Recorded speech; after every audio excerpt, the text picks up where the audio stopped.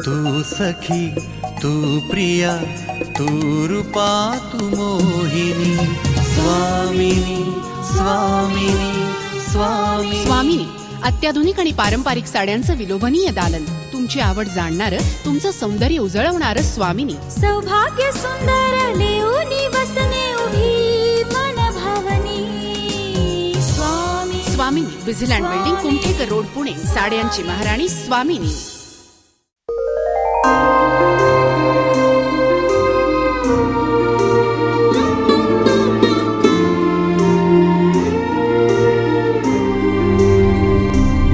आनंदाश्रूंची साक्षीदार स्वामिनी, साड्यांची महाराणी स्वामिनी.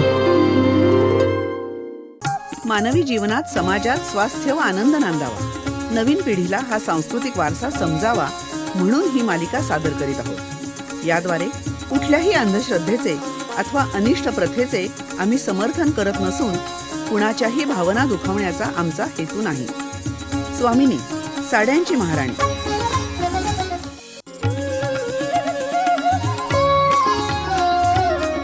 तू शतरूपा शुभंकरी, तू शतरूपा शुभंकरी.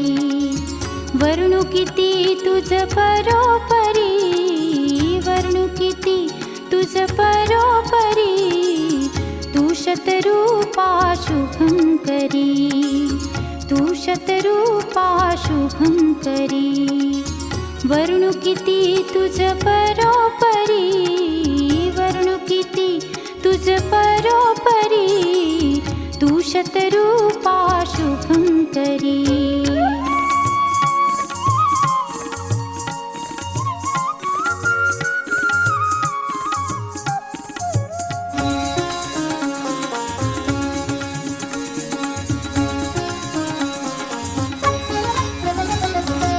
सुखदा वरदा पावन तू, अमृत मधुरा जीवन तू.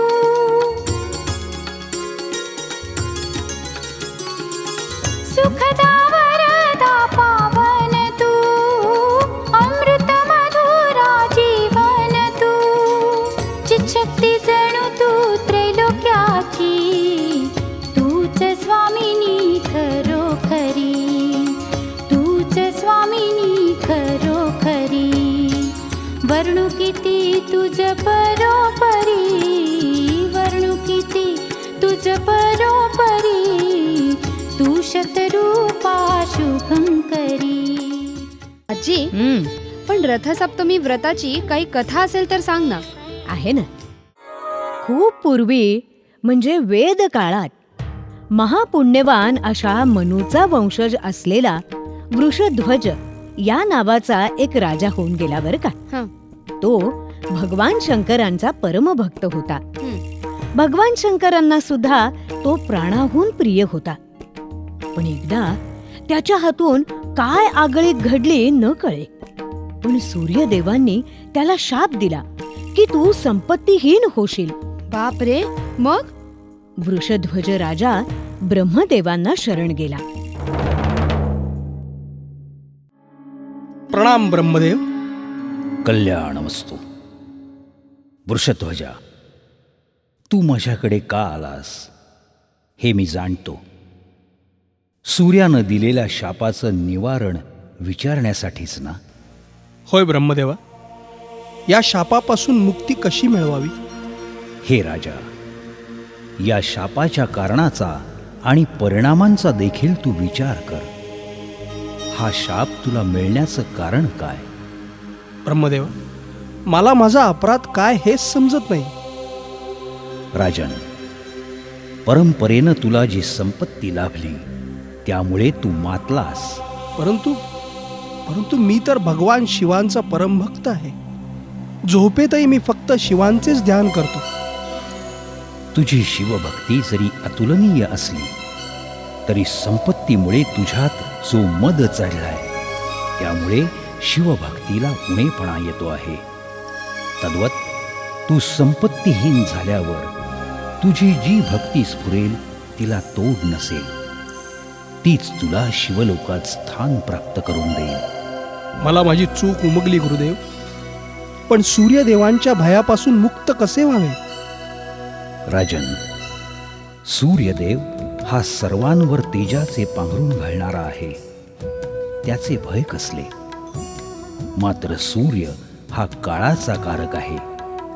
सूर्यामुळेच दिवस रात्र निर्माण झाले, कालगणना सोपी झाली.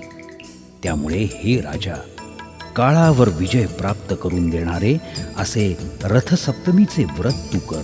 मी समजलो नाही भगवान, काळावर विजय कसा मिळेल? आम्हा देवांची कालगणना आणि तुम्हा मनुष्यांची कालगणना यामध्ये प्रचंड मोठे अंतर आहे. आमचा एखादा क्षण तुम्हा मानवांच्या हजारो वर्षांएवढा मोठा असतो. त्यामुळे प्रतिवर्षी हे व्रत केल्याने तुला देवकालाशी स्पर्धा करण्याचं पुण्य लाभेल. तुझी शापापासून लवकरच मुक्तता होईल.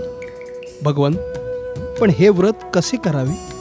राजन, माघ शुद्ध षष्ठीच्या दिवशी स्नान करून एकभुक्त राहावं. रात्रीच्या अंती म्हणजेच माघ शुद्ध सप्तमीच्या पहाटे मस्तकावर दीप घेऊन निश्चल जल चाळवावं. उदकाचा उपक्रम सांगतो. जोपर्यंत कोणी उदक चाळवलेलं नाही तोपर्यंत उदकात स्नान करावं. सोनं, रूप किंवा भोपळ्याच्या पात्रात तेल घालून कुसुंभाच्या रंगानं रंगवलेली वात घालून दीप लावावा. मन स्वस्थ करून मस्तकावर दिवा धरून हृदयाचे ठाई भास्कराचे ध्यान करून पुढील मंत्र म्हणावा. नमस्ते रुद्ररूपाय रसानां पतये नमः. वरुणाय नमस्तेस्तु हरिवास नमोस्तुते. या मंत्रानं ध्यान करून उदकामध्ये दीप द्यावा. त्यानंतर पाटावर चंदनानं अष्टदलांचं कर्णिकायुक्त कमळ काढावं. मध्ये ओंकारयुक्त शिवपार्वती, अष्टदलांमध्ये रवी, भास्कर, भानू, विवस्वान, अर्क, सहस्त्रकिरण, सर्वात्मा यांची पूजा करून गृही परत यावं. जशी आज्ञा गुरुदेव. तसंच ऊसदंडानं उदक चाळवून रुईची आणि बोरीची 7 पानं मस्तकावर ठेवून वरील मंत्रासहित स्नान करावं.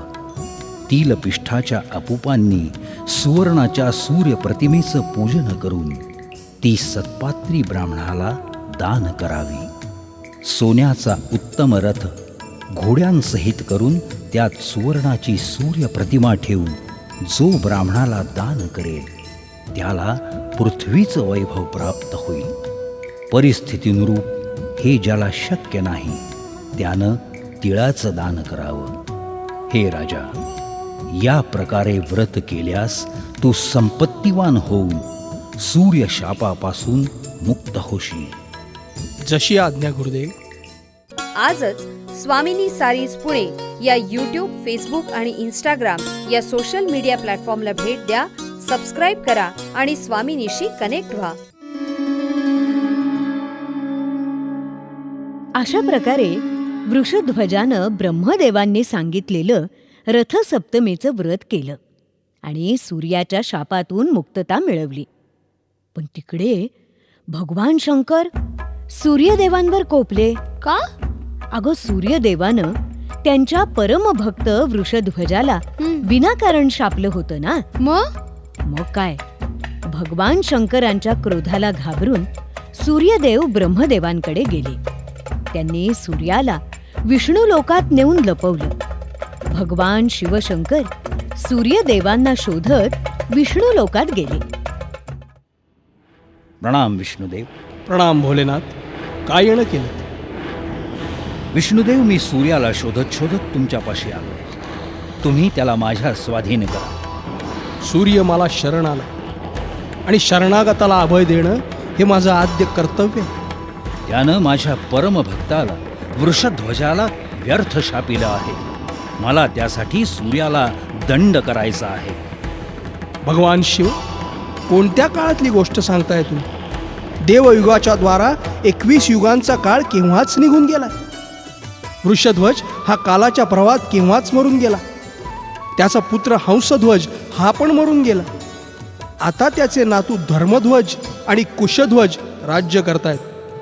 आणि त्या कुशध्वजाच्या पोटी माझ्या आशीर्वादाने प्रत्यक्ष लक्ष्मी जन्म घेणार आहे.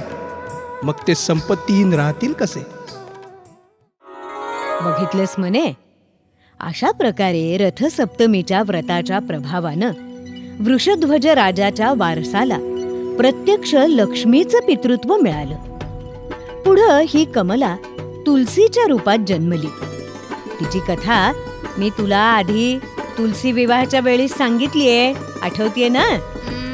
हो आठवते मला. म्हण्या, सूर्योपासना आणखीही वेगवेगळ्या पद्धतीनं केली जाते बरं का.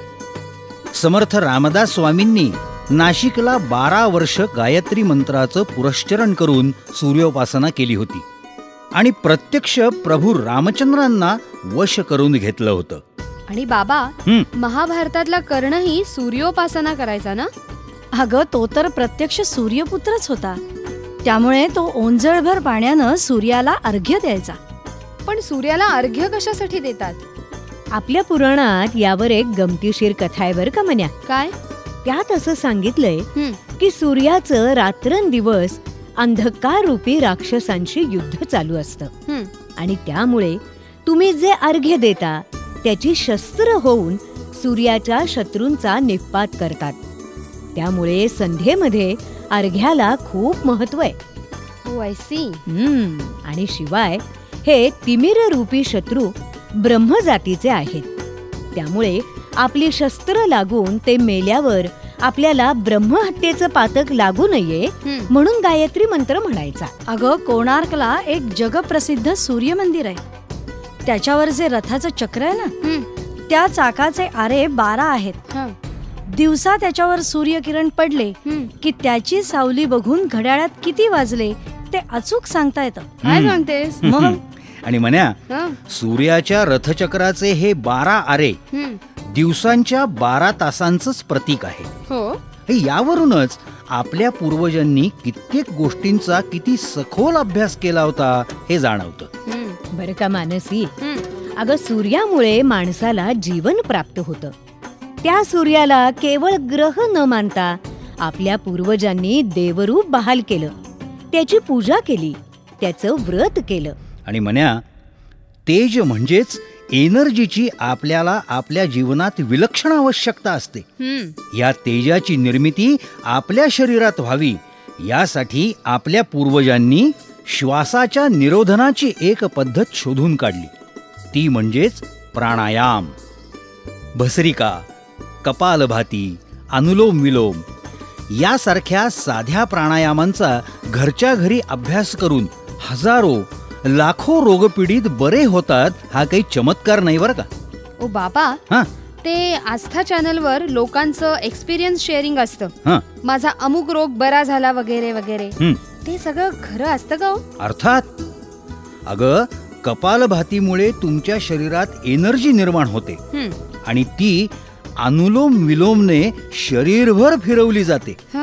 ती प्रत्येक पेशीला नवी चेतना देते आणि म्हणूनच शरीर रोगमुक्त होतं. थांबा, मी तिला अजून सोपं करून सांगते. प्लीज. मनू, आपल्या मनात नेहमी निगेटिव्ह आणि पॉझिटिव्ह विचारांचं आंदोलन चालतं, हो की नाही?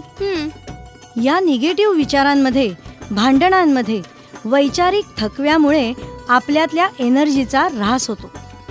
त्याचं प्रमाण वाढलं की त्याचा परिणाम शरीरावर होऊन साध्या आजारापासून ते असाध्य रोगापर्यंत त्याचे परिणाम दिसतात. एक्झॅक्टली. आणि हा ऱ्हास भरून काढायचा तर शारीरिक दृष्ट्या प्राणायाम आणि मानसिक दृष्ट्या सद्विचार, पॉझिटिव्ह थिंकिंग केलं तरच हे विष शरीराबाहेर जाऊ शकतं. आपण निरोगी आणि उत्साही राहू शकतो. म्हणजे बाबा, बोला. ही रोजची प्राणायामाची आणि पॉझिटिव्ह थिंकिंगची सवय म्हणजे एक प्रकारे सूर्याची उपासनाच म्हणायला हवी. अगदी करेक्ट. आजच स्वामिनी सारीज पुणे या यूट्यूब, फेसबुक आणि इंस्टाग्राम या सोशल मीडिया प्लॅटफॉर्मला भेट द्या, सबस्क्राईब करा आणि स्वामिनीशी कनेक्ट व्हा. श्रोते हो, आपण ऐकत होता साड्यांची महाराणी स्वामिनी द्वारा प्रायोजित व्रतकथामाला स्वामिनी, संकल्पना नावेद आणि जावेद शेख. निवेदन सुनेत्रा मंकणी, रवींद्र मंकणी. लेखन प्रताप देशमुख. सहभाग रवींद्र बापट, वृषाली पटवर्धन, सायली बापट, मानसी लोणकर, हितेंद्र नाईक, गौतम बापट. निर्मिती व्यवस्था शेखर काळे. ध्वनी व्हायब्रेनिया द स्टुडिओ. ध्वनिमुद्रण सुनील पानसरे. निर्मिती रोहन्स आय पुणे.